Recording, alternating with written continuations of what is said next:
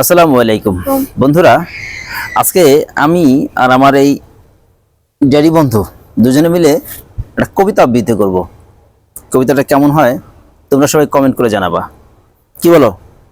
হ্যাঁ কমেন্ট করে জানাবে না? হ্যাঁ আচ্ছা, কবিতাটার নাম হচ্ছে জীবনের হিসাব, আর লিখেছেন কে? সুকুমার রায়। Very good, Sukumar Ray.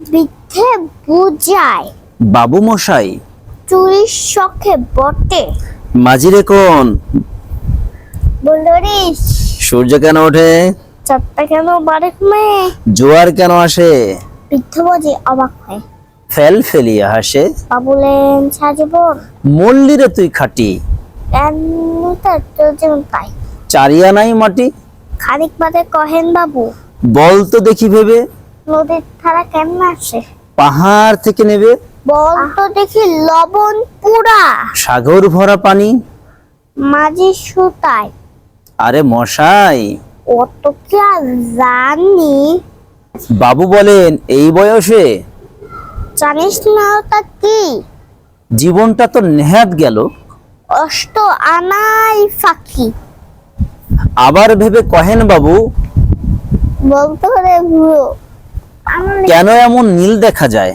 আকাশে ওই চুড়ো, বল তো দেখি সূর্য চাঁদে, গ্রহণ লাগে কেন, বৃদ্ধ বলেন আমায় কেন, আপনি লজ্জা দিচ্ছেন হেন, বাবু বলেন বলবো কি আর, বলবো তোরে কিতা, দেখছি এখন জীবনটা তোর 12 আনায় বৃথা, খানিক বাদে ঝড় উঠেছে ঢেউ উঠেছে ফুলে, বাবু দেখেন নৌকাখানি টুকলো বুঝি ধরে, মাঝিকন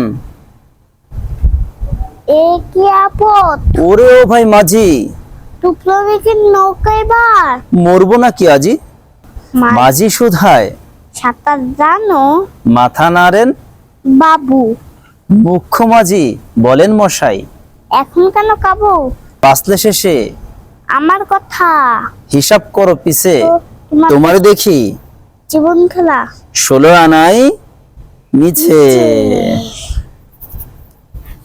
থ্যাংক ইউ।